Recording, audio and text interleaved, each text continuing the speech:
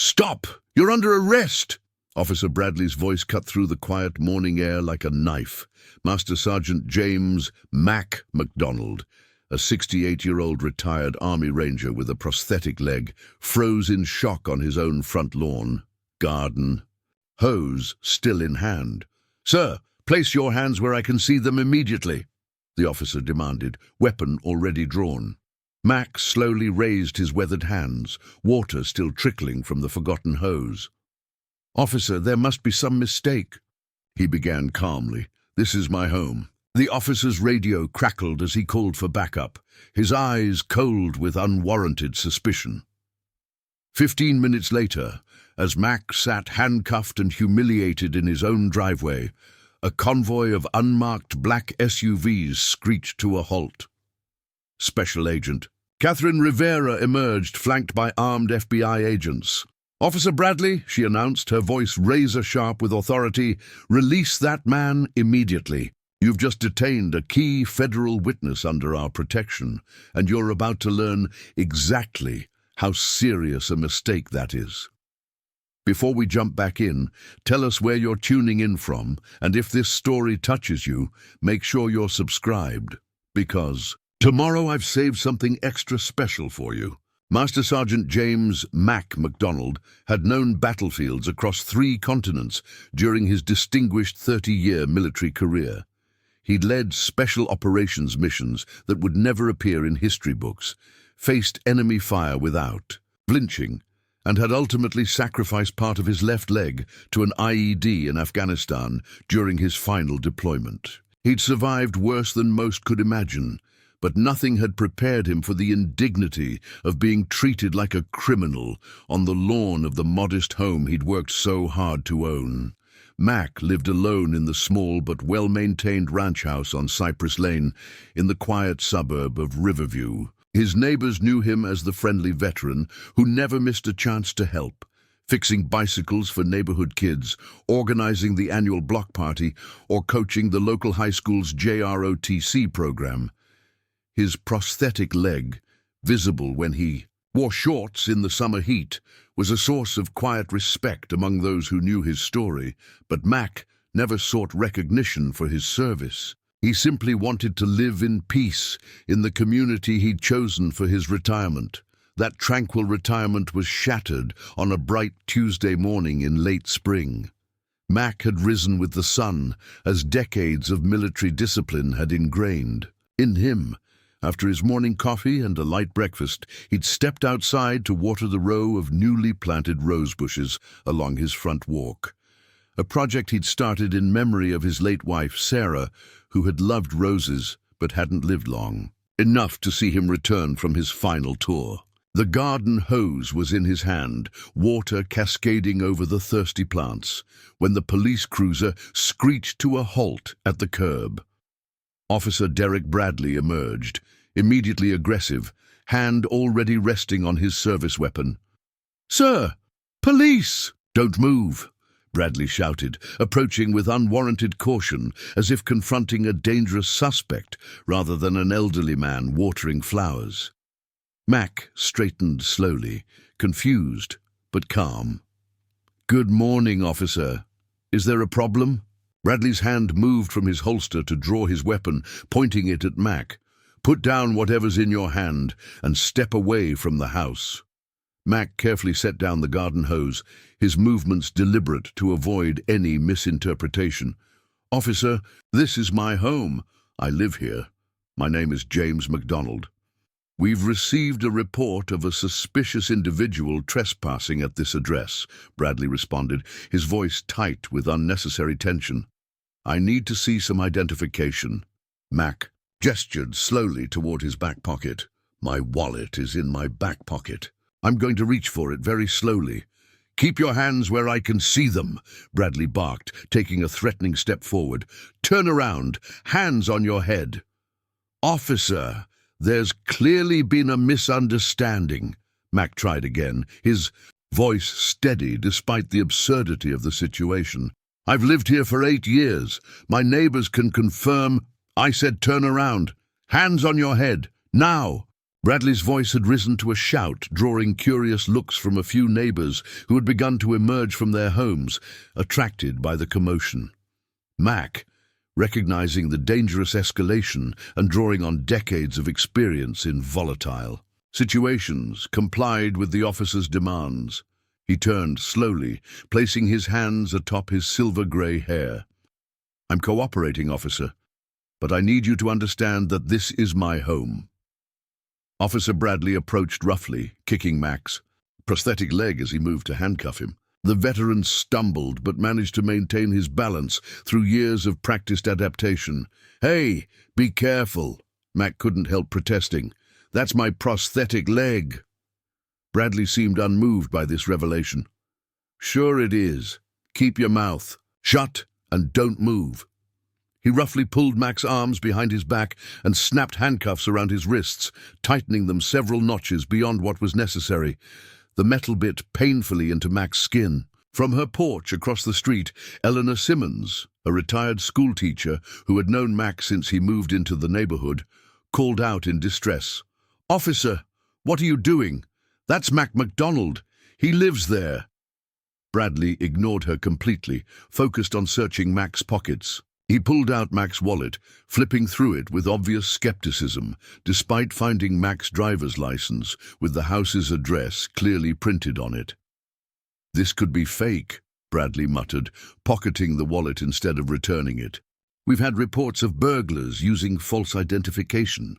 "Call the station and verify my address," Mac suggested reasonably. "Or speak to any of my neighbors. Miss Simmons across the street has known me for years." Bradley's response was to grip Mac's arm tightly and march him toward the police cruiser. "You can explain it all down at the station. Right now you're being detained on suspicion of trespassing and possible breaking and entering." Mac winced as the officer's grip pressed into his arm. At 68, his body carried the wear of decades of military service and the aftermath of multiple combat injuries. "Officer, this is unnecessary. I have documentation inside proving this is my residence." Preparing and narrating this story took us a lot of time, so if you are enjoying it, subscribe to our channel. It means a lot to us. Now back to the story. Bradley opened the back door of his cruiser. "Get in. I need my cane if I'm going. To move safely with these cuffs on," Mac pointed out. "It's just inside the front door." "I'm not falling for that," Bradley sneered. "You think I'm going to let you back inside the house? Get in the car now, or I'll add resisting arrest." Mac stood his ground, years of command experience evident in his posture, despite the handcuffs. "Officer Bradley," he said, noting the name on the officer's uniform for the first time. "I am a disabled veteran. I need my cane to walk safely with. My prosthetic leg, especially with my hands restrained. Denying me this reasonable accommodation could constitute a violation of the Americans with Disabilities Act." The officer's face flushed with anger at being challenged. "Are you threatening me? That's it." He reached for his radio. "Dispatch, this is Unit 437.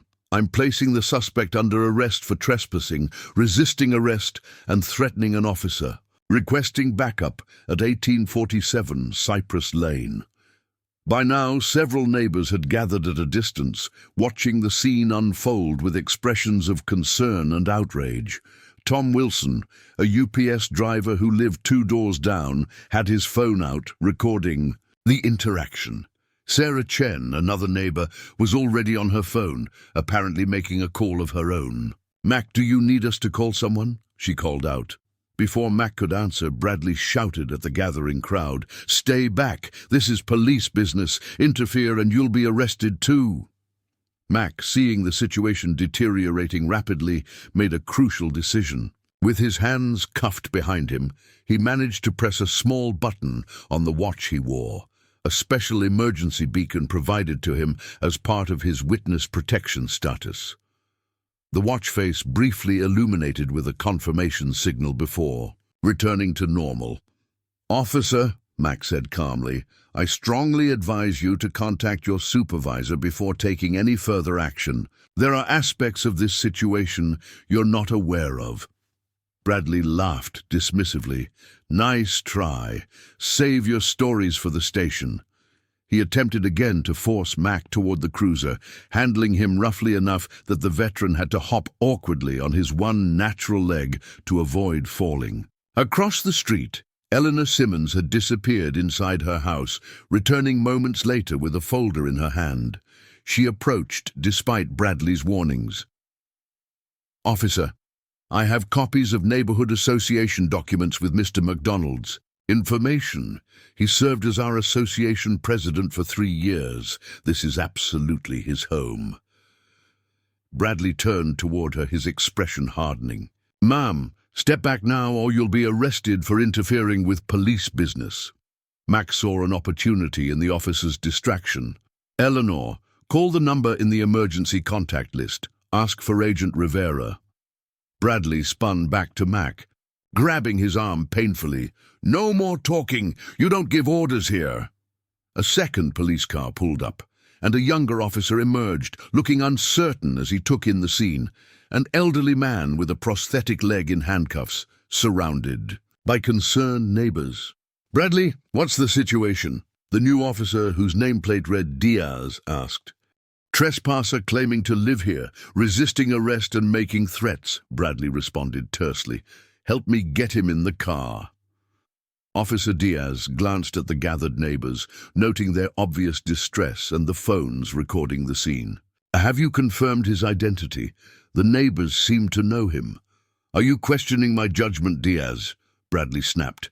"This is my arrest. Either help or step aside." Mac addressed the younger officer directly. "Officer Diaz, I am Master. Sergeant James MacDonald, retired U.S. Army. This is my home. I have identification showing this address. I am also a protected federal witness in an ongoing investigation. If you contact the FBI field office and ask for Special Agent Katherine Rivera, she will confirm my identity and status." Diaz looked uncertain, glancing between Mac and Bradley. "Maybe we should verify his ID before transport," he suggested cautiously. "I already checked his wallet. Could be fake," Bradley dismissed. "Let's go." As they argued, the unmistakable sound of multiple high-performance engines approached rapidly. Within seconds, 3 black government-issue SUVs with tinted windows turned onto Cypress Lane, moving with precision at high speed. They screeched to synchronize stops, surrounding the police cruisers. The doors of the lead SUV opened, and 4 individuals in FBI tactical gear emerged, moving with practiced efficiency to establish a perimeter. From the second vehicle, a woman in a tailored dark suit stepped out. Special Agent Katherine Rivera, mid-40s with sharp eyes that missed nothing, surveyed the scene with cold fury before striding purposefully toward the officers. "Officer Bradley," she called out, her voice carrying the unmistakable authority of federal law enforcement. "Release Master Sergeant MacDonald immediately." Bradley, momentarily stunned by the sudden arrival of federal agents, recovered his bluster. "This is a local police matter. You have no jurisdiction here." Agent Rivera closed the distance between them, her badge already extended. "I am Special Agent Katherine Rivera, FBI. That man you have in handcuffs is a protected federal witness under my direct supervision. Release him now." The neighborhood had fallen completely silent, the tension palpable as local and federal authority faced off on the quiet suburban street. Mac stood calmly between them, his military bearing evident despite the handcuffs and the indignity of his situation. Bradley, realizing he was suddenly facing something much bigger than a routine trespassing call, hesitated. "I was responding to a report." "I don't care what report you were responding to," Rivera cut him off. "What matters is that you've detained a man under federal protection without cause, on his own property, and apparently injured him in the process." She gestured to where the handcuffs had cut into Mac's wrists. "Those actions have serious consequences, Officer Bradley." Officer Diaz, reading the situation more clearly than his partner, stepped forward. "Agent Rivera, I'll remove the handcuffs." Rivera nodded sharply, and Diaz moved to unlock the restraints. As they came off, Mac rubbed his wrists, the relief evident on his face. "Thank you, Officer Diaz," he said quietly. Rivera turned her attention to Mac. "Sergeant MacDonald, are you all right? Do you require medical attention?" "I'm fine, Kate," Mac assured her, using her first name for the first time and revealing a familiarity between them. "Just some bruised dignity and sore wrists. Nothing a veteran can't handle." Rivera's expression softened momentarily before returning to professional composure. She turned back to Bradley, who was now beginning to look concerned as the magnitude of his error became apparent. "Officer Bradley, I need your badge number and the name of your supervising officer. There will be a formal complaint filed regarding your conduct today." "You can't do that," Bradley protested, though with noticeably less confidence. "I was responding to a legitimate call." "Actually, I can," Rivera replied coldly, "and I will. You detained a federal witness, potentially exposing his location to individuals who might wish him harm. You ignored valid identification showing this was his residence. You denied reasonable accommodation for his disability, and you apparently used excessive force on an elderly disabled veteran. Each of those actions alone would warrant investigation. Together." She let the implication hang in the air. From the third SUV, another agent approached, carrying a satellite phone. "Agent Rivera, Director Callahan is on the line. He wants an update on the situation." The mention of the FBI director's name caused Bradley's face to pale visibly. Rivera took the phone, stepping away to speak privately, while two other agents approached Mac, one carrying a first aid kit to attend to his wrists. The neighborhood had transformed into an impromptu federal operation zone. Agents were already interviewing neighbors, collecting video evidence from those who had recorded the incident, and establishing a security perimeter around Mac's home. Officer Diaz approached Mac, genuine regret on his young face. "Sir, I want to apologize for what happened here. I should have intervened sooner." Mac nodded, acknowledging the apology. "You tried to slow things down, Officer Diaz. That counts for something. Not every situation needs to be escalated." Rivera returned, handing the satellite phone back to her colleague. "Sergeant MacDonald, the director sends his personal apologies for this incident. He's dispatching additional security to your location until we can assess whether your cover has been compromised." She then turned to address both officers. "Officer Diaz, you are to return to your station and inform your captain that I'll be calling shortly to discuss this incident. Officer Bradley," her voice hardened, "you are to remain here. There are serious questions about your conduct that need to be answered immediately." Bradley, now thoroughly intimidated, nodded stiffly. The swagger and aggression had completely evaporated from his demeanor. As the situation stabilized, Mac was escorted back to his front porch by Rivera and another agent. A neighbor brought his cane from inside the house, and Mac gratefully leaned on it, the morning stress evident in the stiffness of his movements. "You pushed the panic button," Rivera observed quietly as they sat on the porch steps, watching the controlled chaos of agents and officers in the front yard. "Seemed prudent," Mac replied with a slight smile. "Things were escalating, and Bradley wasn't listening to reason. Figured you might want to know a protected witness was about to be hauled off to the local precinct." Rivera shook her head, a mix of concern and exasperation on her face. "Mac, this is serious. If Bradley's dash cam footage or these neighbors' videos end up online, your cover could be blown. The Donovan trial is just 2 weeks away." Mac nodded soberly.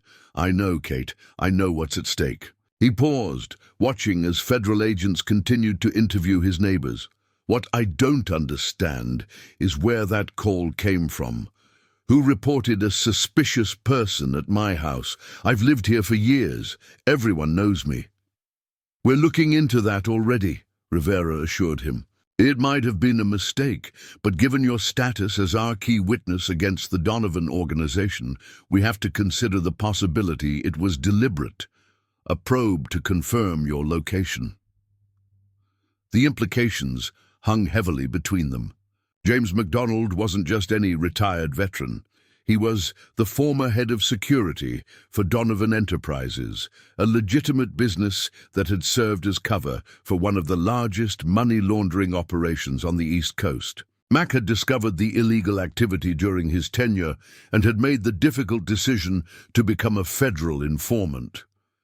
His testimony was set to bring down Charles Donovan and his entire organization, if he lived long enough to give it. If this was the Donovan organization, Mac said thoughtfully, it was clever. They didn't come directly. They used local law enforcement as unwitting pawns. Rivera nodded grimly. It's consistent with their methods, and it would explain why the call specifically described someone matching your appearance breaking into this address. They couldn't risk sending their own people to confirm your location, but they could use Officer Bradley to do it for them. Mac looked out at his damaged rose bushes, trampled during the confrontation. Sarah would have been heartbroken to see. Her roses like that, he murmured, momentarily lost in memory. Rivera followed his gaze. We'll make this right, Mac, all of it. Some things can't be made right, Kate, Mac replied, a lifetime of hard-earned wisdom in his voice. But justice, that we can still fight for. The confrontation on Mac's front lawn had drawn a small crowd of concerned neighbors, many of whom had known the retired Army Ranger for years. They watched with a mixture of outrage and relief as FBI agents efficiently secured the area and Agent Rivera continued her stern conversation with Officer Bradley. The officer's earlier arrogance had evaporated, replaced by the dawning realization that his overzealous actions had landed him in serious trouble. I don't understand, Bradley protested weakly, his voice no longer carrying the authoritative edge from earlier. I was responding to a call about a suspicious person. How was I supposed to know he was under federal protection? Agent Rivera's eyes narrowed. You weren't supposed to know his status, Officer Bradley. That's classified information. What you were supposed to do was follow basic police procedure, check identification properly, listen to community members vouching for his identity, show appropriate respect to an elderly veteran with a visible disability, exercise reasonable judgment instead of immediate escalation. She paused, letting each failure sink in. Tell me, is it standard practice in your department to handcuff senior citizens with prosthetic limbs who are watering their gardens? Bradley had no answer, his gaze dropping to the ground. From his porch, Mac watched the exchange with mixed emotions. Decades of military service had taught him the importance of authority and chain of command, but also the profound responsibility that came with wielding power. He had seen too many young soldiers drunk on their first taste of authority, making dangerous mistakes that cost lives. Bradley reminded him of those young men, all power and no wisdom. Mac! Eleanor Simmons approached, concern etched on her kind face. This is outrageous. Are you truly all right? I'm fine, Eleanor, Mac assured her with a gentle smile. Nothing damaged but my pride and my rose bushes. We all saw what happened, she said firmly. Tom has everything on video. That officer had no cause to treat you that way. Mac nodded gratefully. I appreciate everyone speaking up. It might have gone very differently otherwise. Another neighbor, retired Judge Michael Harrington, joined them on the porch. At 72, he was one of the few residents older than Mac, and they had formed a friendship over shared morning walks. James, he said gravely, using Mac's formal name, this incident is deeply troubling. That young officer's conduct was completely unacceptable. I've already placed calls to several contacts at the police department and the city council. Mac sighed.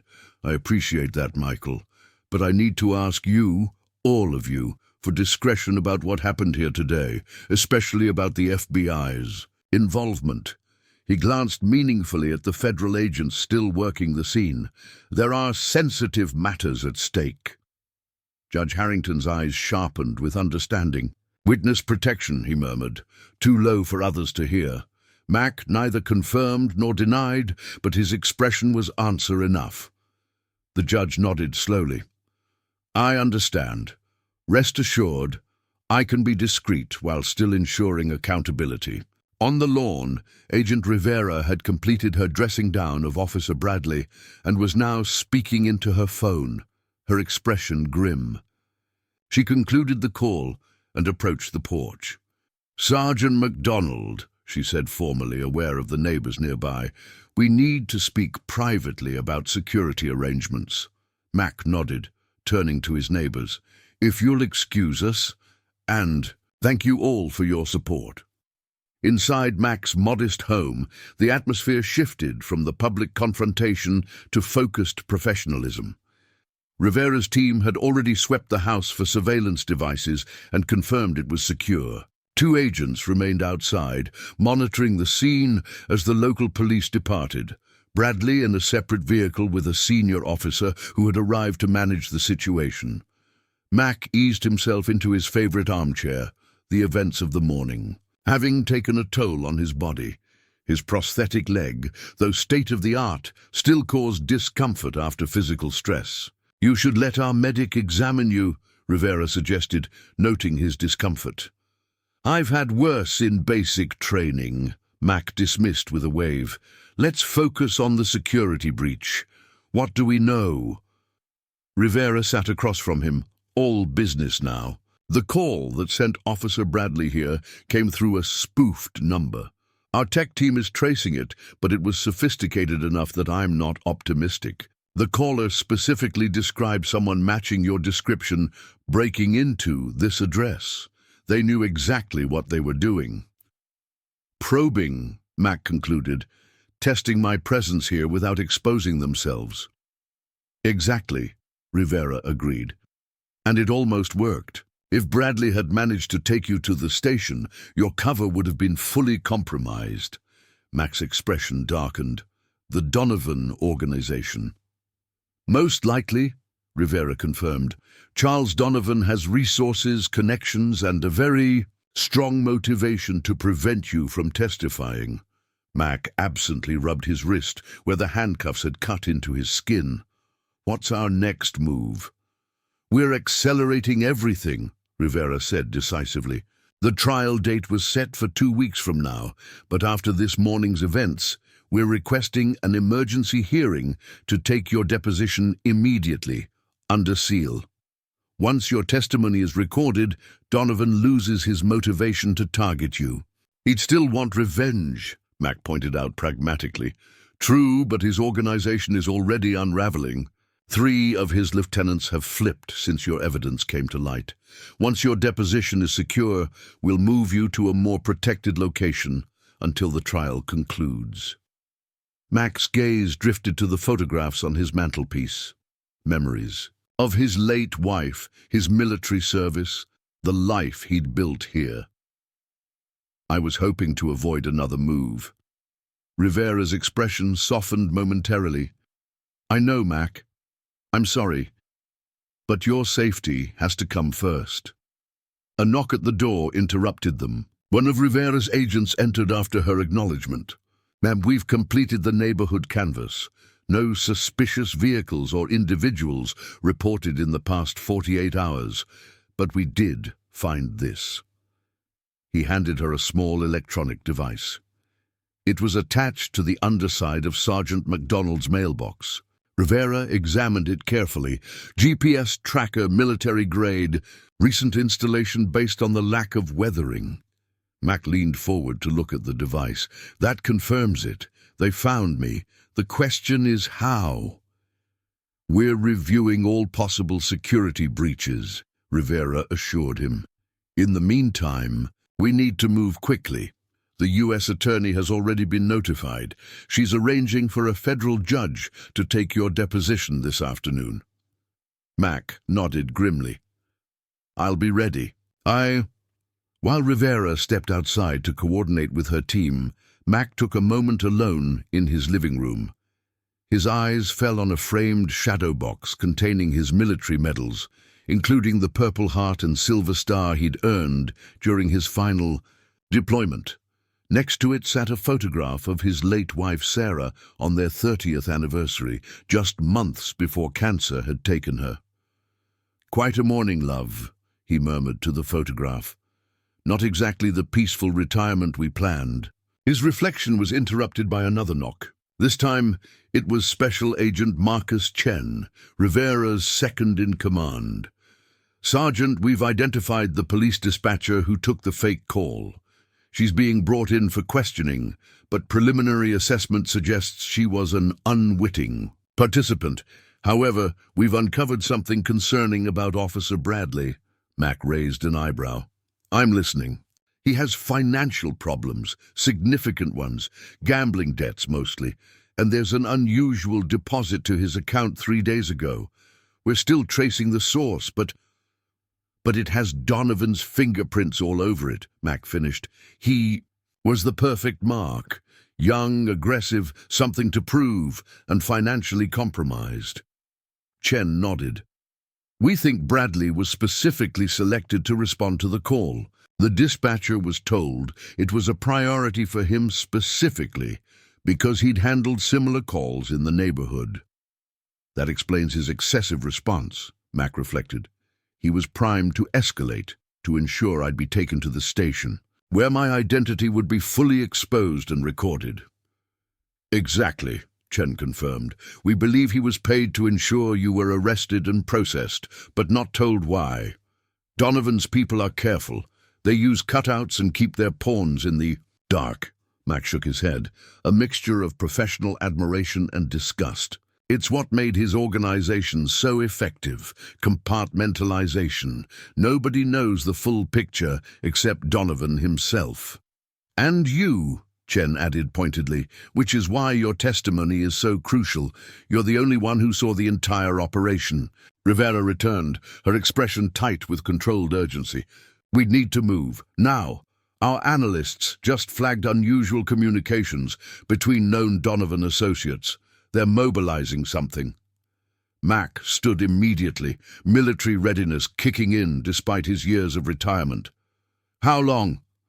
"Minutes, not hours," Rivera replied, already signaling to her team. "We have a secure vehicle ready."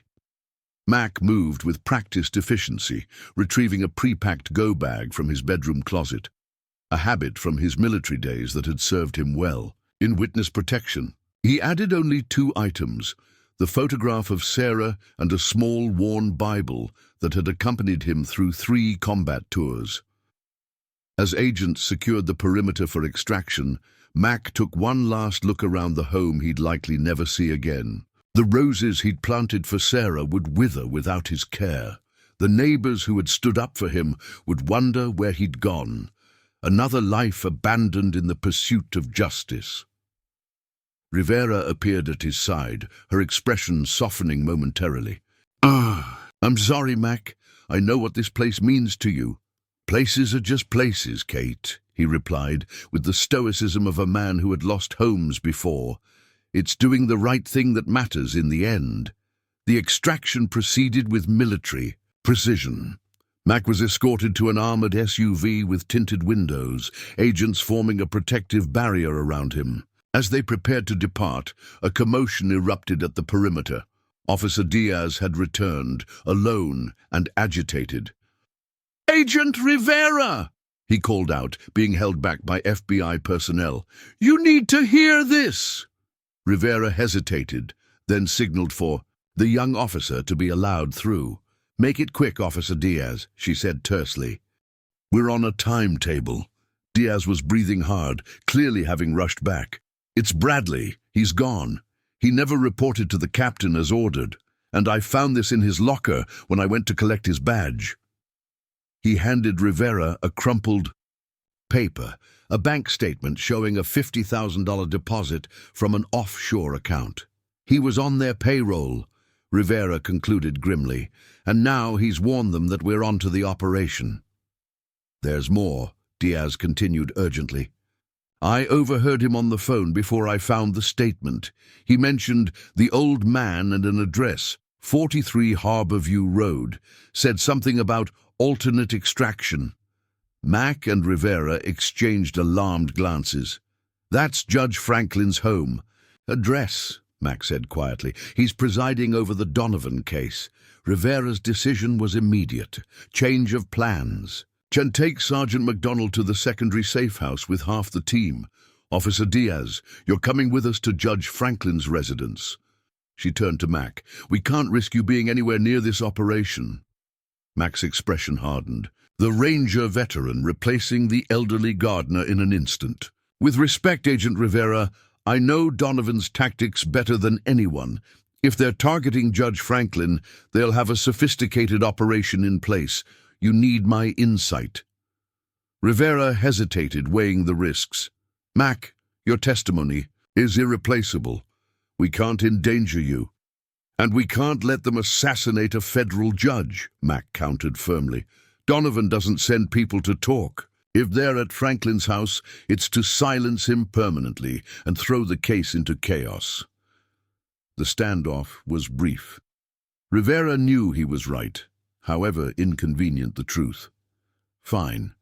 But you stay in the command vehicle, 2 blocks from the action. No exceptions." Mack nodded his agreement, knowing this wasn't the time to argue further. Within minutes, the FBI convoy was racing toward Harborview Road, an exclusive neighborhood where Judge Harold Franklin lived with his wife.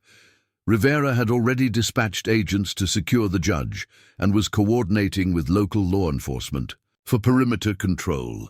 In the lead vehicle, Mack sat with Rivera, Officer Diaz, and Agent Chen, reviewing satellite imagery of the judge's property on a secure tablet. "Donovan's people will approach from the water," Mack stated with certainty, indicating the property's rear exposure to the harbor. "It's their standard method when targeting high-security residences. They'll have a boat waiting in international waters for extraction." "How many operatives?" Rivera asked, trusting his assessment implicitly. "For a target of this significance, at least 6. 2-man advance team to disable security systems and create a diversion. 4-man assault team for the actual operation."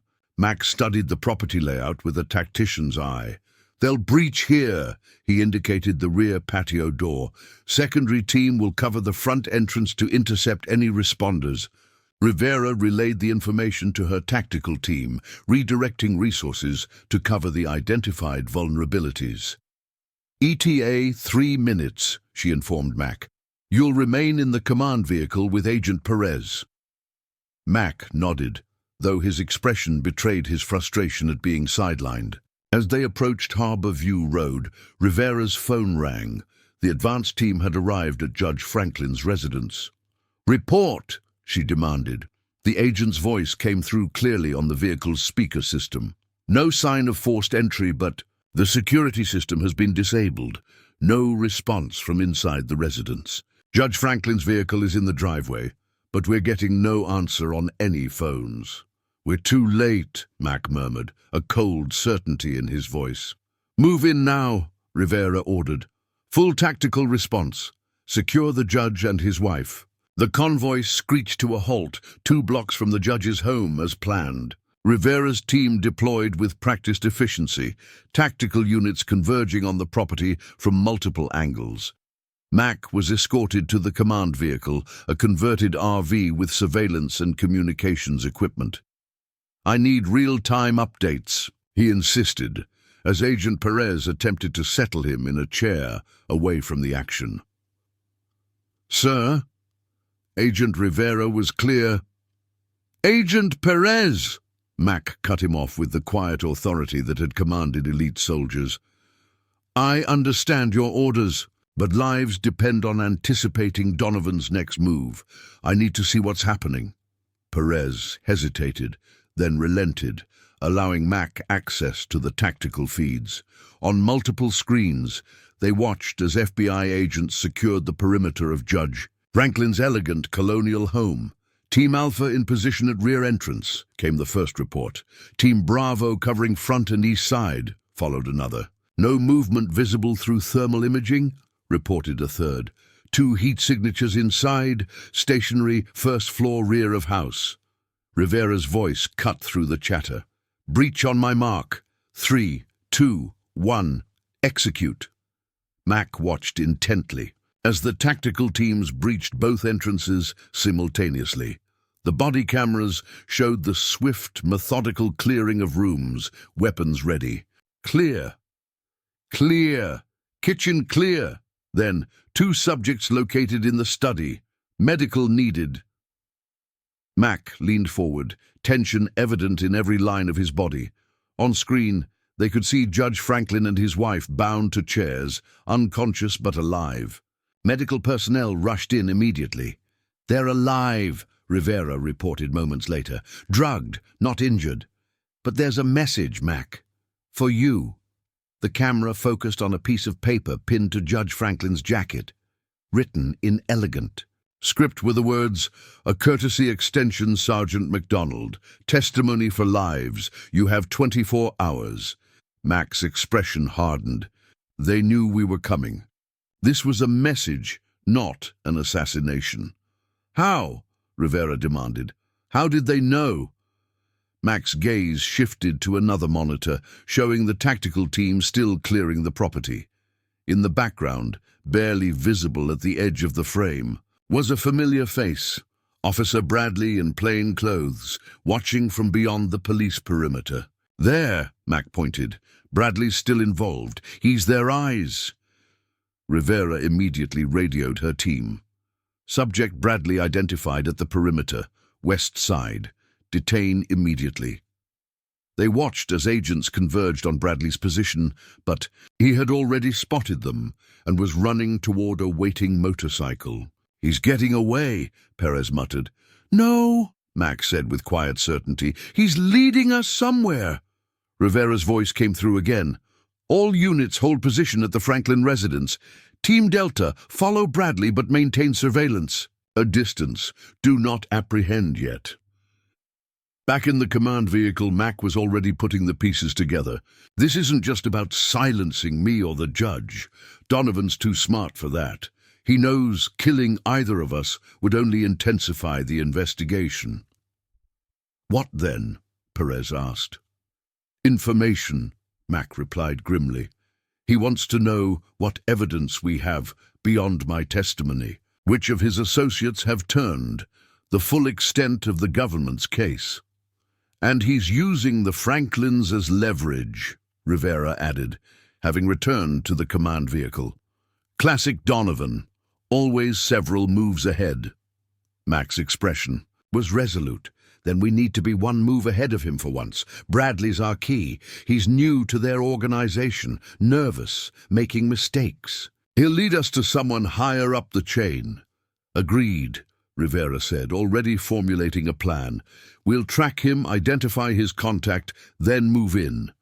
She turned to Mac. But you're still our primary asset, and Donovan's primary target. We need to get you to the courthouse to record your deposition immediately while we handle the Bradley situation. Mac shook his head. Kate, think about it. They've demonstrated they can reach a federal judge in his secured home. The courthouse isn't safe either. Nowhere is completely secure from Donovan's reach. What are you suggesting? Rivera asked, though her expression suggested she already knew. Spring the trap, Mac stated simply. Use me as bait, but on our terms. Draw out Donovan or his top lieutenants, then take down the entire operation at once. Rivera's expression was torn between professional calculation and personal concern. It's too risky. Your testimony is worthless if Donovan remains free. To threaten judges and witnesses, Mac interrupted firmly. We have a 24-hour window where he thinks he has leverage. That's our opportunity to turn the tables. The command vehicle fell silent as Rivera considered the proposal. Finally, she nodded. All right, but we do this by the book. Full tactical support, every contingency covered. And you wear a vest. Mac smiled slightly. Wouldn't have it any other way. As the FBI team secured Judge Franklin and his wife for medical treatment and protective custody, Mack and Rivera began planning their countermove, a gambit that would either bring down Charles Donovan's entire organization or place Mack directly in the crosshairs of the most dangerous man he had ever served. "One question," Rivera said as they reviewed tactical options. "When did you first realize Bradley was compromised? You didn't seem surprised." Mack's eyes reflected decades of hard-earned wisdom. "The moment he refused to check my ID properly. In my experience, people who abuse power are either following orders or compensating for weakness. Bradley was both, a weak man being paid to follow dangerous orders." Rivera nodded thoughtfully. "You see people clearly, Mack." "Had to," he replied simply.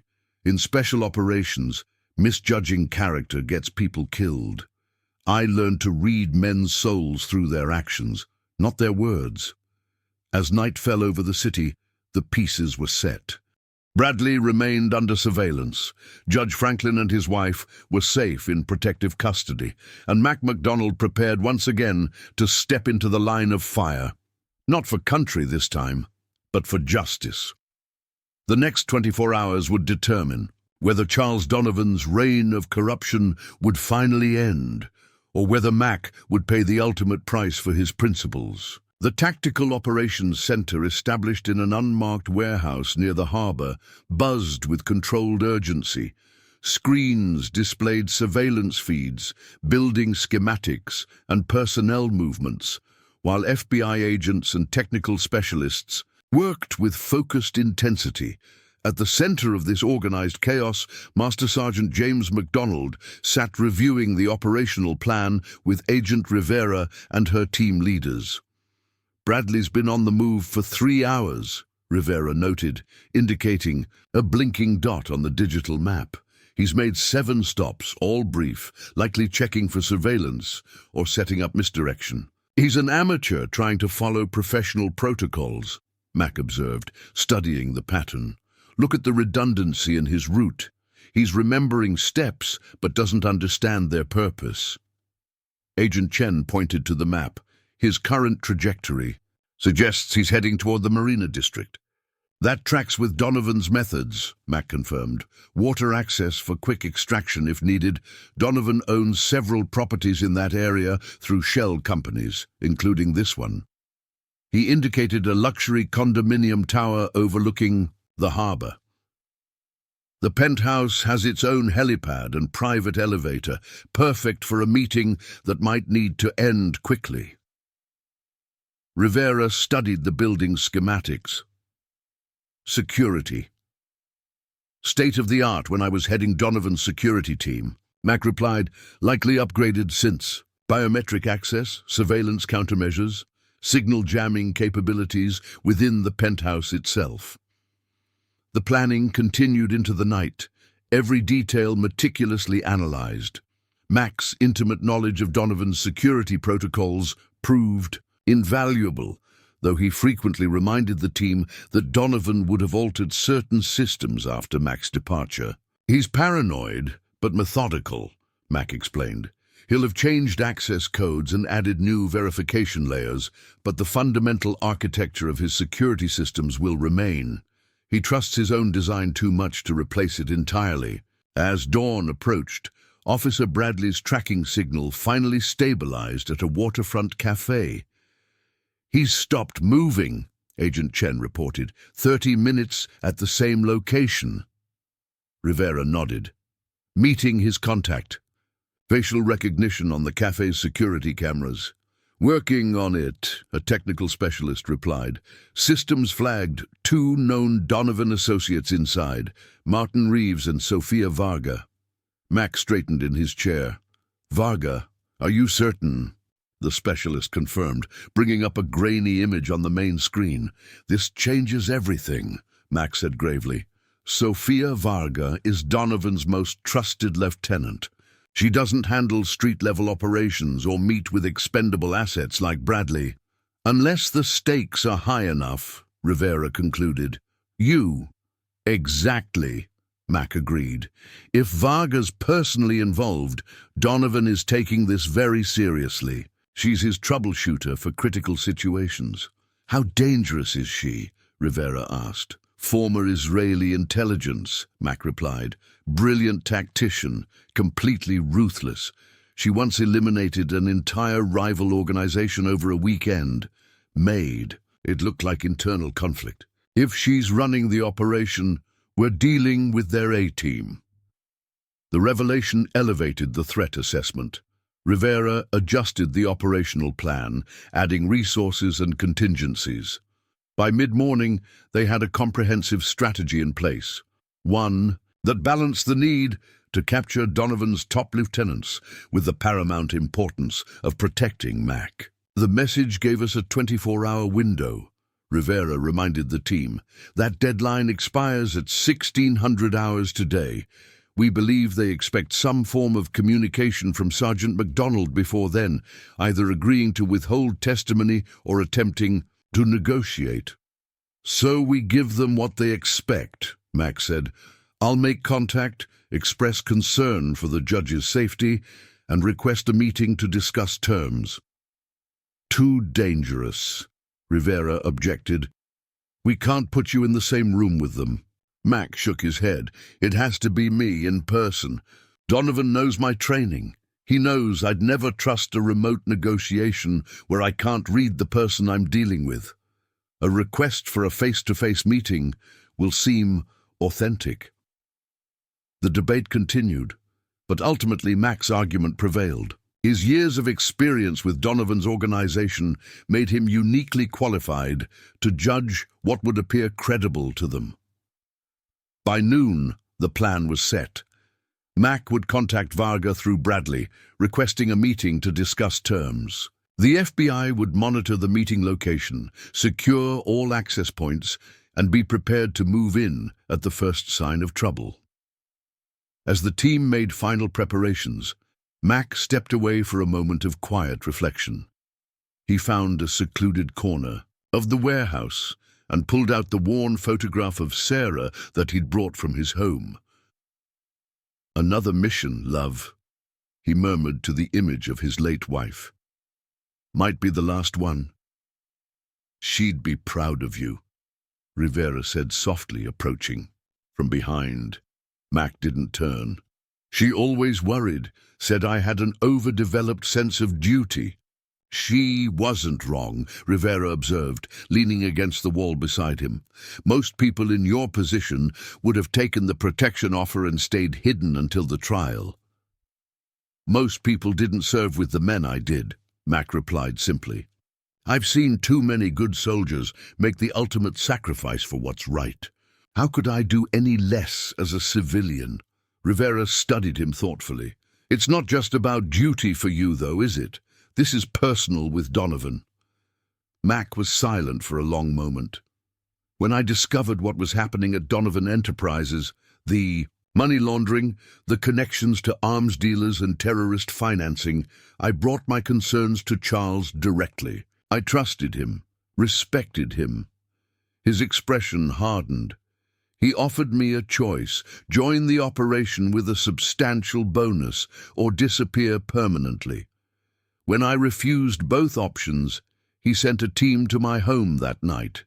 The night Sarah died, Rivera said softly.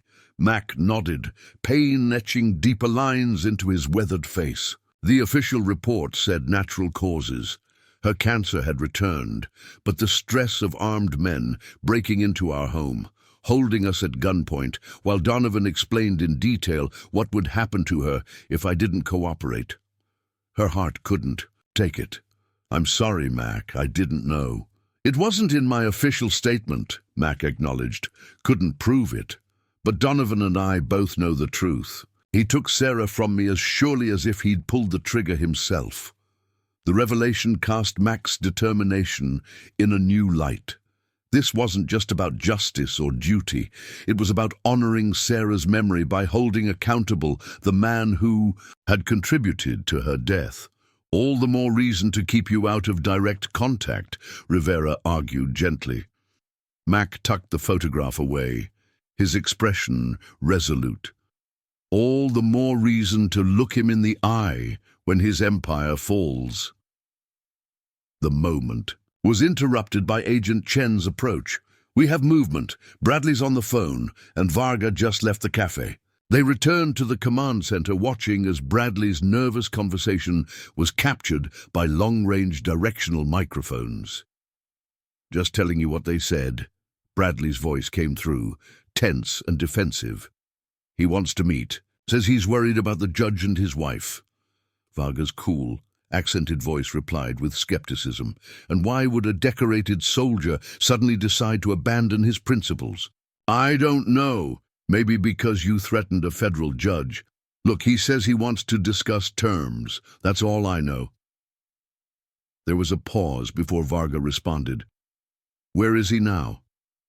"Some kind of safe house, I think. FBI protection."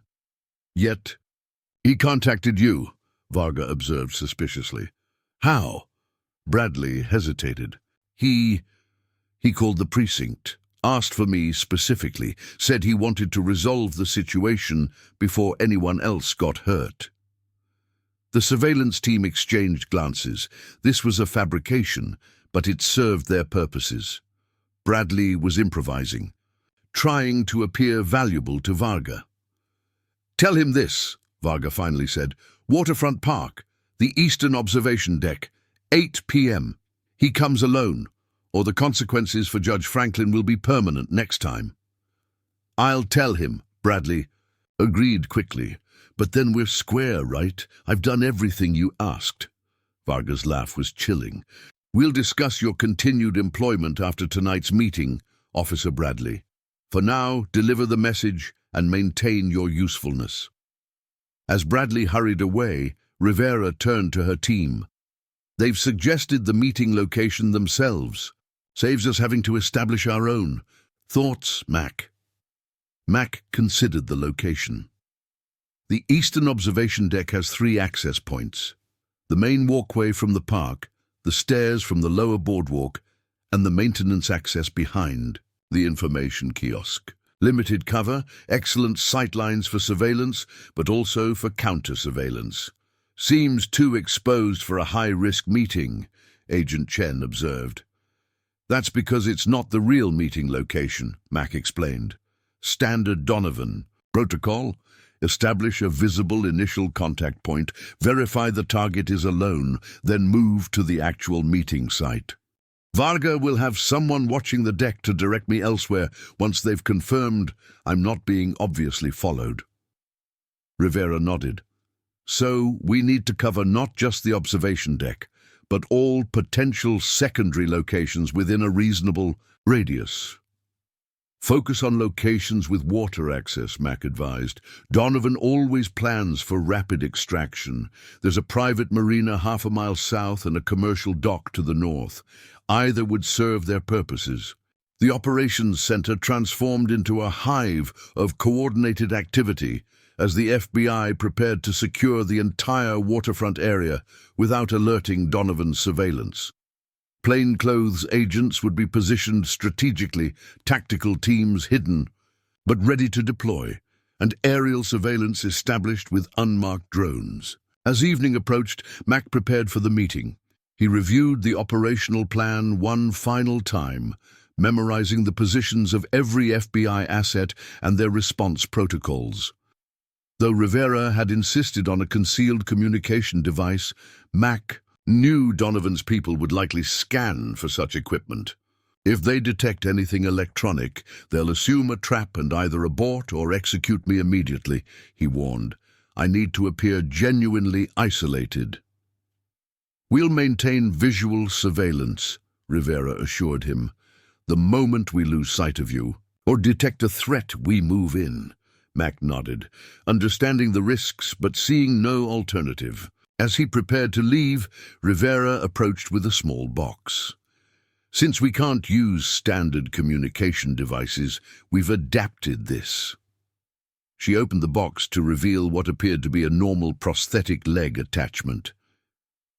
"Your existing prosthetic has titanium components that would trigger security scans anyway.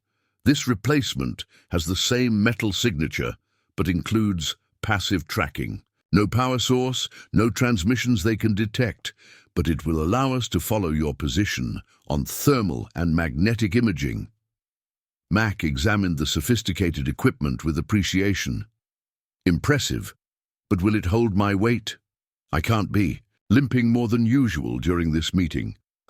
Military grade, Rivera assured him, designed for active combat veterans. It'll hold. With the specialized prosthetic attached and verified functional, Mac dressed in civilian clothes. Nothing too formal, nothing too casual. The image of a man taking a difficult meeting seriously without appearing overly prepared. No body armor, despite Rivera's earlier insistence. Donovan's people would certainly check, and finding it would confirm their suspicions of a trap. This goes against every protection protocol, Rivera noted with disapproval as Mac refused the lightweight ballistic vest. Donovan didn't build his empire by taking foolish risks, Mac reminded her. If he suspects a setup, he'll disappear, and we'll lose our best chance to bring him down. At 7:30 p.m., Mac departed for Waterfront Park in an unmarked civilian vehicle, driven by an FBI agent posing as a rideshare driver. The plan called for him to be dropped 2 blocks from the park, allowing him to approach on foot, visible and apparently vulnerable. Remember, Rivera said during their final briefing, your safety is the priority. If at any point you feel the situation deteriorating, use the duress signal and we'll move in immediately. The duress signal was simple, removing his suit jacket and folding it over his arm, a natural enough gesture that wouldn't alert Donovan's people but would be unmistakable to the FBI surveillance team. Mac nodded his understanding, his expression betraying none of the tension he felt. As a soldier, he had faced death many times, but always with a weapon in hand and a clear enemy before him. This mission required a different kind of courage. The willingness to walk unarmed into the lion's den, trusting in preparation and the vigilance of others for his survival. The evening was pleasant, with a gentle breeze off the harbor, and the golden light of sunset casting long shadows across Waterfront Park. Families with children, couples walking hand in hand, tourists taking photographs, all normal activities that made the FBI's covert presence easier to conceal. As Mac approached the eastern observation deck, he scanned his surroundings with the practiced eye of a veteran security specialist, noting potential threats and escape routes alike. The observation deck itself was a semicircular platform extending over the water, offering panoramic views of the harbor. As expected, it was relatively crowded with evening visitors enjoying the sunset. Mac took a position at the railing, appearing to admire the view while actually studying the reflections in the glass barriers, allowing him to observe people behind him without turning. At precisely 8 p.m., a young woman in running clothes approached, stopping nearby as if catching her breath. Without looking directly at Mac, she spoke quietly. The bench near the West Marina gate. 2 minutes. Come alone or the meeting is off. Before Mac could respond, she continued her run, disappearing down the stairs to the lower boardwalk. As anticipated, this was merely the first redirection. Mac waited 30 seconds before casually making his way toward the designated location, moving at an unhurried pace that disguised his military bearing. The bench near the West Marina gate was positioned beneath a large oak tree, its canopy casting deep shadows in the fading light. Mac approached openly, making no attempt to conceal his movements. As he neared the bench, a man in a business suit rose to meet him. "Sergeant MacDonald," the man greeted him with professional courtesy. "I'm to escort you to the meeting, but first a necessary precaution." He produced a handheld scanner and gestured for Mac's permission. Mac raised his arms slightly, allowing the man to check him for weapons or electronic devices. The scanner passed over his prosthetic leg, registering the expected metal signature, but nothing suspicious. "This way, please," the man directed after, completing his scan, leading Mac through the marina gate to a row of luxury yachts moored along the private docks. They approached a sleek 70-foot yacht named Karmic Balance, an irony not lost on Mac given Donovan's notorious activities. 2 more security personnel waited at the gangway, conducting another, more thorough security check before allowing Mac to board. The yacht's interior was opulent, all polished wood and soft leather, with subtle lighting creating an atmosphere of refined power. Mac was escorted to a spacious rear-deck salon where Sofia Varga waited, elegant in a tailored charcoal suit that did nothing to soften her dangerous presence. "Sergeant MacDonald," she greeted him, her accent less pronounced than in her conversation, "with Bradley. Your reputation precedes you. Please, sit." Mac took the offered seat, positioning himself with a clear view of both the salon entrance and the deck doors. "I expected to meet with Charles." Vargas smiled thinly. "Mr. Donovan doesn't attend preliminary negotiations. Surely you understand." "What I understand," Mac replied evenly, "is that threatening a federal judge crosses a line that can't be uncrossed. Whatever happens now, there's no scenario where anyone walks away clean." "Yet here you are," Varga observed, studying him with clinical interest. "A man of principle, willing to negotiate despite his moral objections. Fascinating." "I'm here to prevent further harm," Mac stated firmly. "The Franklins are innocent bystanders." Varga gestured dismissively. "The Franklins were a message, nothing more. They're unharmed and will remain so, provided we reach an agreement." "What exactly does Donovan want?" Mac asked directly. "Initially, your silence, but circumstances have evolved." Varga leaned forward slightly. "Charles now believes your cooperation could be more valuable than your absence. Your testimony, appropriately modified, could actually benefit our organization while appearing to satisfy the government's case." The proposal caught Mac by surprise, though he was careful not to show it. This wasn't a simple demand for his silence. It was an attempt to co-opt his testimony, to transform him from the prosecution's star witness into an unwitting asset for Donovan's defense. "You want me to lie under oath," Mac clarified. "We want you to present an alternative interpretation of events," Varga corrected smoothly. "One that acknowledges certain improprieties while directing primary culpability toward individuals already beyond legal reach. The broad strokes of your testimony remain intact. Only the specific attributions change." Mac's mind raced, analyzing the implications. This request revealed something crucial. Donovan knew that the prosecution had sufficient evidence to proceed even without Mac's testimony. The organization was now playing defense, trying to control the narrative rather than silence it completely. "And if I refuse?" Mac asked, though he already knew the answer. "Then certain unfortunate events will occur," Varga replied with practiced neutrality. "Not to you. Killing a federal witness would bring unwanted attention. But there are others, whose protection is less comprehensive. Judge Franklin, your former neighbors, the young officer who stood up for you yesterday, Diaz, I believe his name is. Individuals tangentially connected to you but not under direct federal protection. The threat was delivered with such casual precision that its brutality was almost obscured. Almost. "I need time to consider," Mac said after a measured pause, "and I'll need specifics on exactly what testimony you expect." Varga studied him, her expression unreadable. "You have until tomorrow morning, 9 a.m. A courier will deliver detailed instructions to your safe house." Mac kept his expression neutral, despite the alarm bells ringing in his mind. "My safe house? You seem very confident in your intelligence." "We located your previous residence," Varga reminded him with a thin smile. "Your current accommodation proved only marginally more challenging.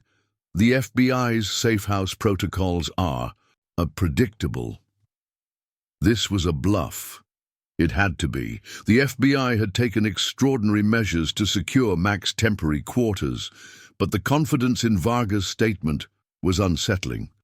"I'll need assurances," Mac insisted, maintaining the negotiation facade. "Written confirmation that the Franklins and others will remain unharmed regardless of the trial's outcome." "Of course," Varga agreed too readily. "Charles understands the importance of honoring agreements. It's simply business after all." The meeting continued for another 20 minutes, discussing procedural details that would make the negotiation appear legitimate. Throughout, Mac was acutely aware of the FBI surveillance teams positioned throughout the marina and the critical importance of maintaining his cover. As the discussion concluded, Varga escorted him back to the yacht's main deck. "A car will take you back to the park," she informed him. "I suggest you use the time until tomorrow to consider your options carefully, Sergeant MacDonald. Charles can be either a valuable ally or a formidable adversary. The choice is yours." Mac nodded acknowledgement without committing. As he prepared to disembark, Varga added one final comment. "Oh, and Sergeant, we're aware of your emotional motivation regarding your late wife. Charles asked me to convey that business is business. Sarah's passing was unfortunate, but unintended. Perhaps that knowledge offers some comfort." The calculated cruelty of the remark, disguised as conciliation, struck Mac like a physical blow. It took every ounce of his self-control not to react visibly. Instead, he simply met Varga's gaze with steely composure before turning to leave. The car ride back to the rendezvous point passed in tense silence. Once safely extracted and back at the FBI command center, Mac provided a comprehensive debrief of the meeting, recounting every detail of his conversation with Varga. "They're desperate," Rivera concluded after hearing Mac's report. "Changing strategy from silencing you to co-opting your testimony shows they're running out of options." "But that makes them more dangerous, not less," Mac cautioned. "And Varga's claim about knowing the safe house location concerns me." "It's a bluff," Agent Chen asserted confidently. "We've taken unprecedented security measures." "Maybe," Mac conceded, "but Donovan has resources and connections we can't dismiss. And the specific threat against Officer Diaz suggests they've been monitoring him." Rivera immediately ordered additional protection for Diaz and a security review of all safe house protocols. As the team worked through the implications of the meeting, a new strategy began to take shape. "They expect a courier to deliver instructions to you tomorrow," Rivera noted. "That's our opportunity. We intercept the courier, trace him back to his source, and potentially identify Donovan's current location." Mac nodded thoughtfully. "But we need to ensure the courier believes the delivery was successful. Donovan will expect confirmation." "We can handle that," Rivera assured him. "The question is, do we allow the operation to continue through to the morning, or do we move on the yacht now, take Varga into custody, and try to flip her against Donovan?" The decision wasn't easy. Varga was a high-value target, and her capture would be significant, but she was also notoriously loyal to Donovan and unlikely to cooperate. The courier, potentially less hardened, might prove more valuable in leading them to Donovan himself. After careful consideration, the decision was made to maintain surveillance on the yacht while preparing to intercept the courier the following morning. It was a calculated risk, but one that offered the best chance of reaching the ultimate target: Charles Donovan himself. As the night deepened and the operation shifted to surveillance mode, Mac found a quiet moment to reflect. The day's events had brought him closer to justice for Sarah, but Varga's casual dismissal of her death had reopened wounds he'd thought long healed. "We'll get him, Mac," Rivera said softly, joining him in the quiet corner of the operations center. "Donovan, Varga, all of them. For Sarah, for the judge, for everyone they've hurt." Mac nodded, his expression resolute. I know we will, Kate. That's never been in question. He paused, looking at the tactical map displaying the positions of FBI surveillance teams throughout the Marina District. But Donovan's desperate now, and desperate men make unpredictable choices. Tomorrow will be the most dangerous day yet. As if confirming his assessment, an urgent alert came through from the surveillance team monitoring the yacht. Movement on the karmic balance, multiple subjects departing via tender to a larger vessel offshore. Varga is among them. The endgame had begun earlier than anticipated. Whatever Donovan had planned for the morning had apparently been accelerated. As Rivera rallied her team to respond to the developing situation, Mac prepared himself for what he sensed would be the final confrontation with the organization that had taken so much from him, and from countless others who had crossed paths. With Charles Donovan's corrupt empire, the FBI command center erupted into coordinated activity as agents responded to the unexpected development. Surveillance feeds showed Varga and 4 security personnel boarding a sleek tender boat that sped away from the yacht toward a larger vessel waiting beyond the harbor limits. Thermal imaging confirms a vessel approximately 2 nautical miles offshore, reported a technical specialist, consistent with a mid-sized motor yacht, running dark. Rivera studied the tactical display. They're accelerating their timeline. Something spooked them. Or someone, Max suggested, his expression grim. Bradley's still in play. He might have warned them about increased FBI activity in the area. Agent Chen approached with a tablet displaying a secure message. Coast Guard reports the offshore vessel is registered to Meridian Holdings. One of Donovan's shell companies, Mac confirmed. He uses it for maritime assets when he needs operational flexibility. Rivera made a swift decision. Scramble the maritime intercept team. I want that vessel contained before it reaches international waters. She turned to Mac. This changes our approach. With Varga moving unexpectedly, the courier plan is likely compromised. Mac nodded in agreement. Donovan wouldn't abandon his leverage this quickly unless he had a secondary plan already in motion. His brow furrowed in concentration as he considered the possibilities. Check Officer Diaz's status immediately. The request seemed tangential, but Rivera trusted Mac's instincts enough to act without questioning. Get me Diaz's protection detail, she ordered a nearby communications specialist. While they waited for confirmation, Mac explained his concern. Varga specifically mentioned Diaz during our meeting. It felt calculated, like they wanted me to know he was a potential target. The communications specialist returned, his expression tense. Agent Morales reports Officer Diaz is secure at the secondary safehouse, but they've detected surveillance activity in the vicinity. 2 vehicles with rotating positions, possible counter-surveillance protocols. They're using Diaz as bait, Mac concluded. They expect us to concentrate resources on his protection, especially after Varga's explicit threat. While their actual target is elsewhere, Rivera finished the thought. Judge Franklin. Mac shook his head. The Franklins are too well protected now after the first attempt. They'd need to find a softer target with similar leverage value. His expression suddenly changed as realization struck. The deposition records. When is my testimony scheduled to be formally recorded? Tomorrow morning, 9 a.m., Rivera replied. Then her eyes widened with understanding. The same time Varga said the courier would deliver instructions. It's not coincidence, Mac said firmly. Donovan knows about the deposition. That's his real target. Not stopping me from testifying, but ensuring the testimony never enters the official record. The implications were immediate and alarming.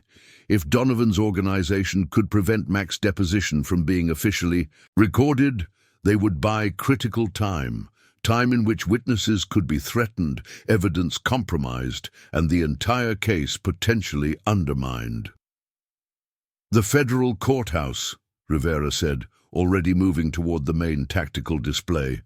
"Security. Detail. Standard federal protocol plus additional measures due to the Donovan case," Agent Chen reported. "But if they've been planning this, they'll have already identified vulnerabilities." Mac studied the courthouse schematics now displayed on the main screen. There are 3 approaches they might take. A direct assault, which is unlikely given. The security, a covert infiltration targeting the recording systems, or... He paused, considering. A more indirect approach that doesn't require physical access to the courthouse itself. Such as, Rivera prompted. The court reporter, Mac suggested, or the case files, digital sabotage of the recording systems.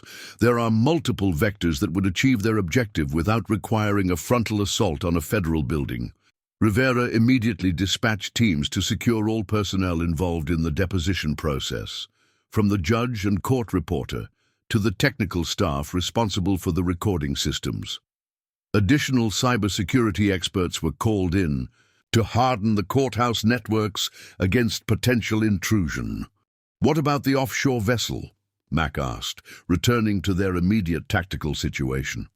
"Coast Guard fast response boats are moving to intercept," Rivera reported. "ETA 12 minutes, but they'll be in international waters in 10. Mac considered the situation. Donovan wouldn't risk being on that vessel himself. It's a diversion designed to pull resources away from his actual operation. "Which is targeting the deposition," Rivera agreed. "But we still need to pursue it. Varga alone would be a significant capture." "Agreed," Mac said. "But I should proceed to the courthouse now. If their plan involves disrupting tomorrow's deposition, they may already have assets in position." Rivera hesitated, weighing the risks. "It's too dangerous. You're still their primary target." "Which makes me the best person to identify their operatives," Mac countered. "I know how Donovan's security teams operate. I trained many of them myself." The debate was interrupted by an urgent communication from the Coast Guard intercept. "Team, target vessel increasing speed, currently at 30 knots. We're in pursuit but losing ground." Rivera made a quick decision. "Dispatch air support. I want eyes on that vessel continuously." She turned back to Mac. "All right. We'll move to the courthouse, establish a secure perimeter, and assess for potential threats, but you remain under full protection at all times." Mac nodded his agreement, though both knew that in a fluid tactical situation, such promises were difficult to guarantee. Within 30 minutes, an FBI tactical team had established position at the federal courthouse, conducting a comprehensive security sweep while maintaining a discreet presence to avoid alerting any of Donovan's surveillance. Mac, accompanied by Rivera and 2 agents, entered through a secure underground access point normally reserved for high-risk defendants. The courthouse was nearly empty at this late hour, with only security personnel and a few late-working staff present. The team moved efficiently through the building, checking the courtroom where the deposition was scheduled and the adjacent technical rooms housing the recording equipment. "Everything appears secure," reported the lead technician after inspecting the systems. "No signs of tampering with the recording equipment." "Check for remote access vulnerabilities," Mac suggested. "Donovan employs some of the best cyber specialists in the business." While the technical team conducted their assessment, Mac walked the courtroom itself, his experienced eye noting sightlines, access points, and potential vulnerabilities. Something felt wrong, though he couldn't immediately identify what was triggering his instincts. "The judge's chambers and the court clerk's office?" he asked Rivera. "Secure.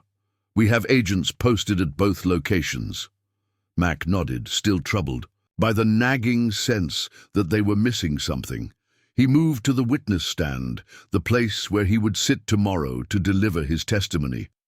From this vantage point, He surveyed the entire courtroom, mentally placing each participant in their expected positions. The court reporter sits here, he noted, indicating the station just below the judge's bench, and the recording equipment interfaces at this junction box. He pointed to a small panel in the floor. Rivera followed his gaze. We've checked all the equipment, but not the infrastructure supporting it, Mac realized suddenly. The conduits, the power supply, the network cables, they all run through building systems that aren't part of the regular security sweep. Understanding dawned on Rivera's face. The building maintenance areas. Exactly, Mac confirmed. Donovan wouldn't need to access the courtroom itself if he could compromise the systems that support it. Rivera immediately redirected resources to inspect the building's maintenance tunnels, electrical rooms, and infrastructure spaces. Mac insisted on joining the search team despite Rivera's concerns for his safety. I know what to look for, he argued. Signs that might not be obvious to others. Reluctantly, Rivera agreed, assigning a 4-person tactical team to accompany him. They descended into the subterranean levels of the courthouse, a labyrinth of utility tunnels, electrical rooms, and mechanical spaces that supported the operations of the building above. The search was methodical, with the team checking each junction box, electrical panel, and network connection point along the pathways that service the courtroom level. Mac moved with purpose, his military training evident in his efficient assessment of each space. In a secondary electrical room, 2 levels below the courtroom, Mac noticed something subtle, a service panel with screws that showed recent tool marks. Here, he indicated to the team leader, this has been opened recently. The panel was carefully removed, revealing the electrical conduits and network cables within. At first glance, everything appeared normal, but Mac's trained eye spotted the anomaly, a small device attached to the main power conduit, servicing the courtroom level. Don't touch it, he warned, studying the device carefully. It's a sequenced power disruptor, designed to create a surge that would fry the recording equipment at a specific time. The team's explosives expert examined the device with a specialized camera. It's timed, set for Zone 900 tomorrow. Exactly when my deposition is scheduled to begin, Mac noted grimly. Can you disarm it? Yes, but if we remove it, they'll know we found it. Mac considered this. Leave it in place for now, but disable the timing mechanism. Make it appear functional. If they have someone monitoring, we don't want to tip our hand. As the explosives expert carefully neutralized the device, Mac continued searching the surrounding area. His thoroughness was rewarded when he discovered a second device attached to the backup power system, a redundancy typical of Donovan's operational planning. They were thorough, he noted, as this device too was neutralized. The main system would fail. The backup would engage. Then it would also fail. It would appear as a cascading technical issue rather than deliberate sabotage. Rivera, who had joined them upon hearing of the first discovery, studied the sophisticated devices with concern. This took planning and inside knowledge of the building's systems. They've been preparing this for some time. And these are just the devices we've found, Mac pointed out. There could be others, different approaches to ensure the deposition fails. The search expanded, now with additional technical specialists joining to check every system that could potentially impact the recording of Mac's testimony. By midnight, they had discovered and neutralized 5 separate sabotage attempts, the power disruptors, a signal jammer hidden in an air duct above the courtroom, a data corruption device attached to the network storage system, and evidence of a sophisticated cyber intrusion attempt against the courthouse's main servers. They really don't want your testimony on record, Rivera observed as they regrouped in a secure conference room. It confirms what we suspected, Mac replied. Donovan knows he can't stop the case entirely, but he's trying to buy time, create confusion forced the prosecution to rebuild elements of their case. As they discussed the implications, a communication came through from the Coast Guard team pursuing the offshore vessel. "Target has entered international waters. We're maintaining visual contact but cannot legally intercept at this time. FBI air support has confirmed Sofia Varga is on board, along with approximately 12 other individuals." Rivera's expression hardened. "They're extracting key personnel. This is more than just an attempt to disrupt your testimony. It's a strategic repositioning of Donovan's entire operation." "Which means Donovan himself is likely already gone," Mac concluded. "He's sacrificing his US-based assets to protect his core organization." The realization was both frustrating and clarifying.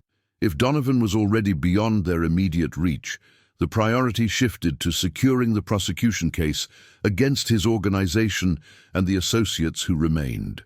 "We need to ensure my deposition proceeds without incident," Mac stated firmly. "It's the cornerstone of the case against Donovan's entire network. Even if he escapes personally, we can dismantle his organization." Through the early morning hours, the FBI team established comprehensive security throughout the courthouse. Every system was verified, redundancies established, and additional recording methods prepared to ensure Mac's testimony would be preserved regardless of any technical failures. As dawn approached, Rivera received a troubling update from the team, monitoring Officer Diaz's safe house. "The surveillance vehicles observing Diaz have departed.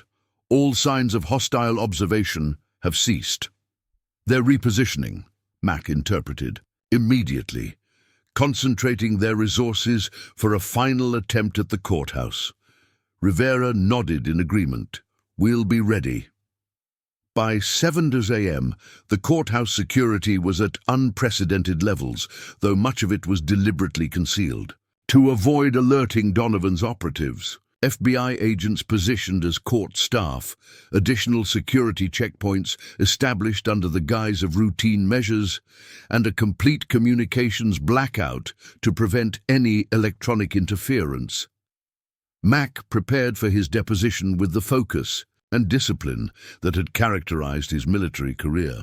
He reviewed his statements, ensured his documentation was in order, and mentally prepared for what would likely be the most significant testimony of his life. At 8:30 a.m., Rivera approached, him in the secure room where he waited. "Final security sweep is complete. The judge and court reporter are in position. Technical systems are operating on isolated power and recording to multiple redundant devices." Mac nodded, standing to straighten his tie. The formal suit felt strange after years of more casual attire, but today called for the respect that formal dress conveyed. "Any sign of Donovan's people?" he asked. "Nothing overt," Rivera replied. "But Bradley was spotted 3 blocks from the courthouse 30 minutes ago. He's under surveillance, but hasn't approached the building. He's their canary," Mac observed, "sent to observe but not to act. If the sabotage devices had worked as planned, he would have reported the success and remained clear of the operation." Rivera agreed with his assessment. "We have a decision to make. Do we take him into custody now or wait to see if he leads us to others?"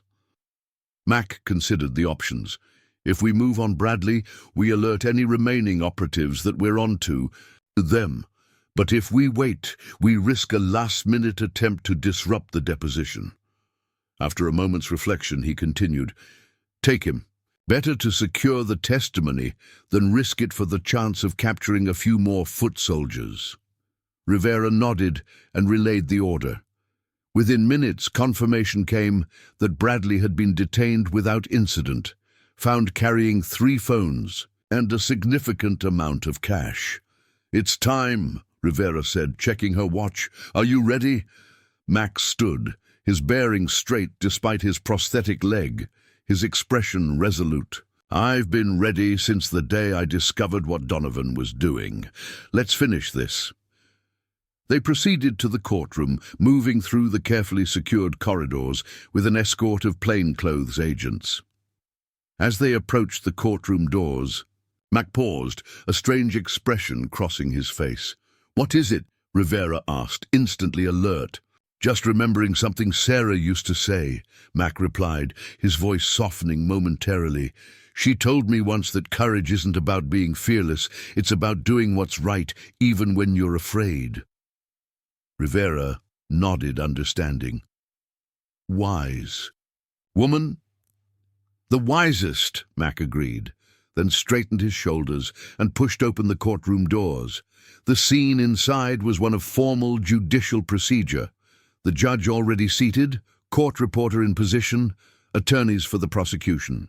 Arranged at their table, the defense table sat conspicuously empty, Donovan's lawyers having withdrawn from the case days earlier in what was clearly a coordinated strategy. Mac moved to the witness stand with dignified purpose, taking the oath with a clear voice that carried throughout the silent courtroom. As he seated himself, he scanned the room one final time, assessing for any threats his security team might have missed. The lead prosecutor approached, her expression conveying the gravity of the moment. "Master Sergeant MacDonald, thank you for being here today. I know the journey to this moment has been difficult and dangerous." Mac nodded acknowledgement, but offered no comment. This wasn't about him or his journey. It was about justice. "For the record," the prosecutor continued, "please state your full name and former position with Donovan Enterprises." "Master Sergeant James Allen MacDonald, United States Army, retired," Mac stated clearly. "Former Director of Global Security. Operations for Donovan Enterprises from 2017 to 2023. And in that capacity, what did you discover about the company's operations?" Mac took a deep breath, then began to speak, his voice steady and authoritative. The testimony that followed was comprehensive and damning, detailed accounts of money laundering operations that spanned 5 continents, connections to arms dealers, and terrorist financing, bribery of government officials, and the systematic corruption of legitimate businesses to serve as fronts for criminal enterprises. He spoke for over 3 hours, referring occasionally to documentation, but mostly relying on his exceptional memory for details, dates, and names. Throughout, his demeanor remained composed, his responses precise and unembellished, allowing the facts to speak for themselves. In the gallery, Rivera watched with professional pride mixed with personal admiration. Mac had risked everything, his safety, his home, potentially his life, to bring this testimony forward. The courage such actions required went beyond military. Of valor, it spoke to a fundamental integrity that defined the man. As the deposition concluded, the judge addressed Mac directly. "Sergeant MacDonald, this court recognizes the significant personal risk you have undertaken to provide this testimony. Your service to justice today rivals your distinguished service to our country." Mac nodded respectfully. "Thank you, Your Honor. I simply did what was necessary."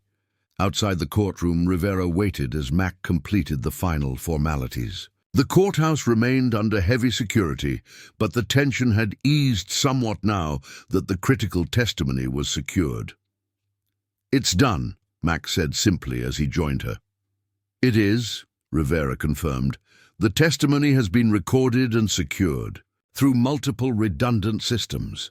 Even if Donovan isn't captured immediately, his organization is finished." Mac nodded, feeling a complex mixture of satisfaction, relief, and a certain emptiness. The mission that had consumed his life for the past year was complete, but the sense of purpose it had provided now left a void. "What happens now?" he asked, as they walked toward the secure exit. "Now we continue hunting Donovan," Rivera stated firmly. "Interpol has been activated, international financial alerts are in place, and every known associate is under surveillance. He can run, but his resources will diminish quickly." "And me?" Mac inquired. That depends, Rivera replied. Witness protection would remain an option, of course.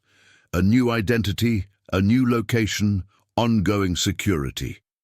Mac was silent for a moment, considering. And the alternatives? Rivera studied him thoughtfully. There are other options. Your expertise and experience are invaluable. The FBI's counter-corruption task force could use someone with your background as a consultant. Less protection, more risk, but also more purpose. The offer hung between them as they reached the vehicle that would transport them back to the FBI field office. Mac paused before entering, looking back at the courthouse, a symbol of the justice system he had risked everything to uphold. "I've never been good at retirement anyway," he said finally, a hint of his dry humor returning. "A consultant position might suit me, assuming my security requirements don't create too much administrative hassle." Rivera smiled, recognizing the decision for what it was. Not just a career choice, but a commitment to continuing the fight against corruption and abuse of power. "We'll make it work," she assured him. After all, how many consultants come with their own FBI protection? Detail? 1 week later, as Mac settled into his new role at the FBI's Special Task Force on Transnational Criminal Organizations, news came that would bring a measure of closure to his personal mission. Sofia Varga had been apprehended during a stop in the Cayman Islands, attempting to access one of Donovan's hidden accounts. Under pressure and facing multiple federal charges, she had provided information leading to the freezing of over $300 million in assets and the identification of Donovan's likely location in a non-extradition country, while Charles Donovan himself remained beyond immediate reach of U.S. law enforcement. His empire was systematically being dismantled, his associates arrested, his financial resources seized. It wasn't the complete justice Mac had hoped for, but it was substantial, and more importantly, it had been achieved without further loss of innocent lives. On a quiet Sunday afternoon, Mac visited Sarah's grave for the first time since the ordeal began. He placed fresh roses beside her headstone and sat for a time in peaceful reflection. "We did it, love," he said softly. "Not perfectly, not completely, but we struck a blow for what's right. Donovan's not in custody yet, but his organization is finished. He's running, hiding, his power broken." He paused, brushing his fingers gently across her engraved name. "I think you'd be satisfied with that. I know I am." As he rose to leave, he noticed a young officer in uniform standing respectfully at a distance, Officer Diaz, who had shown courage and integrity during the confrontation outside Mac's home. Mac approached him with a genuine smile. "Officer Diaz, this is unexpected." Diaz nodded, a bit nervous in the presence of the man who had become something of a legend in law enforcement circles over the past week. "Sergeant MacDonald, I hope I'm not intruding. I just wanted to thank you personally. The FBI told me what happened, how Donovan's people targeted me because I stood up for you, how you insisted on protection for me even while you were in danger. Yourself." Mac shook his head dismissively. "You did the right thing when it mattered. That deserves to be honored and protected." "I've been thinking a lot about that day," Diaz continued earnestly, "about what makes a good officer. It's not about power or authority. It's about serving justice and protecting people, especially those who can't protect themselves." Mac studied the young officer with approval. "That's a lesson some never learn in an entire career. You're ahead of the curve, Officer Diaz." "I've applied for a federal law enforcement training program," Diaz admitted. "Agent Rivera suggested I might have what it takes." "She's rarely wrong about people," Mac observed with a slight smile. "The world needs more officers who understand the difference between power and justice." As they parted ways, Mac felt a renewed sense of purpose. His testimony had struck a critical blow against one corrupt organization, but the larger fight continued. Through his new role, through mentoring people like Diaz, through living the principles he had defended at such cost, he could continue to make a difference. The path ahead wouldn't be easy or safe. Donovan might be diminished, but remained dangerous. And there would always be others like him, people who abused power, exploited vulnerabilities, and placed profit above human dignity. But Mac had never chosen the easy path in his military career or beyond. One battle at a time, he murmured to himself as he walked with measured steps toward the future, his commitment to justice undiminished by the challenges ahead. Sarah would have expected nothing less. Up next, you've got 2 more standout stories right on your screen. If this one hit the mark, you won't want to pass these up. Just click and check them out. And don't forget to subscribe and turn on the notification bell so you don't miss any upload from us.